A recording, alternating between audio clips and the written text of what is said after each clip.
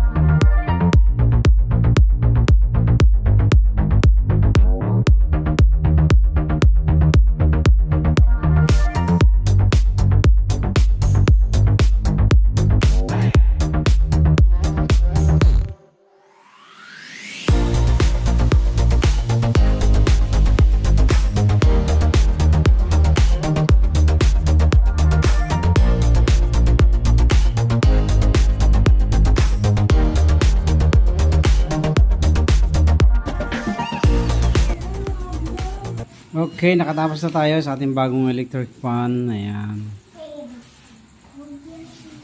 Subukan natin siyempre kung gumagana ba. Kailangan testingin natin yan.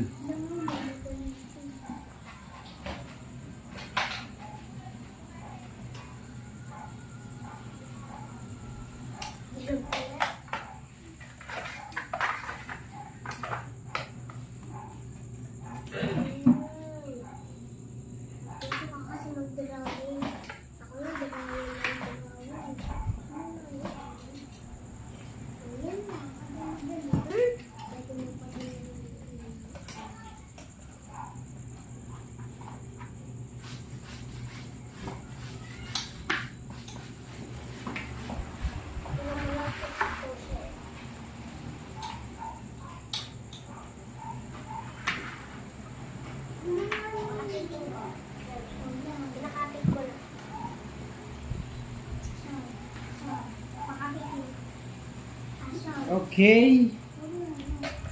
Ayos na ayos mga kadit. Malakas din naman pala. Ayan, mas malakas siya kaysa dito. Kasi bago pa eh. Mas maganda pa ang makina niyan. Naka number 2 lang yan. Tapos testingin natin kung gumagana yung kanyang steady. Okay, nagana. Number 3. 0 1 2 Okay na yun to, 3. Ang lakas oh. Standard sana yung bibili natin, kaso kulay white lang yung standard ay napapangitan ako. Gusto ko pag sa mga appliances black lang. Ayan.